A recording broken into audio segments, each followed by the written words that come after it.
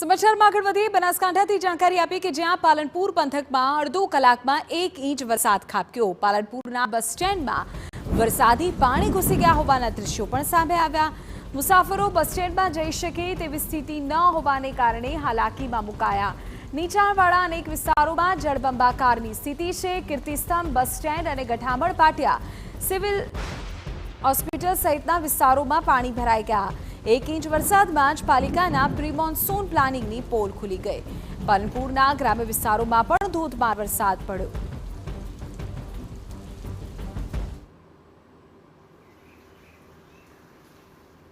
વહેલી સવારથી જ પાલનપુર પંથકમાં મેઘમહેર છે। અડધો કલાકમાં 1 ઇંચ જેટલો વરસાદ વરસી ચૂક્યો છે અને પાલનપુરના નીચાણવાળા વિસ્તારો સહિત જે વિસ્તારો છે તેમાં પાણી ભરાયા છે।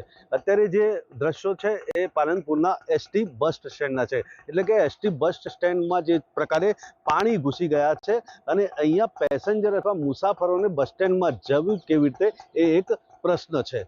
વર્ષો જૂનો પ્રશ્ન છે। છેલ્લા કેટલાય વર્ષોથી આ બસ સ્ટેન્ડમાં પાણી ઘૂસી જાય છે। પાલિકા પ્રી મોન્સૂન પ્લાનના દાવા કરે છે, પરંતુ આ પાણીનો નિકાલ થતો નથી। મુખ્ય માર્ગ છે રેલવે સ્ટેશન વિસ્તાર જવાનો અને ખાસ કરીને બસ સ્ટેન્ડમાં જવાનો મુખ્ય માર્ગ છે પાણીમાં ગરકાવ છે। ત્યારે આપણી સાથે પાલનપુરના કેટલાક સ્થાનિકો છે, તેમની સાથે પણ વાત કરીશું। ખાસ કરીને વરસાદ આવે એટલે અહીંયા પાણી ભરાય છે, કેવી તકલીફો પડે છે? ઘણી તકલીફ પડે છે, તમને અવર જવાની તકલીફ પડે છે, ત્યાં ઉભા રહીએ તો તકલીફ પડે। વર્ષો કેટલા વખતથી અમે કહીએ છીએ, કોઈ તંત્ર કે કોઈ સરકાર અહીંયા કોઈ ધ્યાન જ નથી આપતી અને આ રીતે પોઝિશન હોય છે।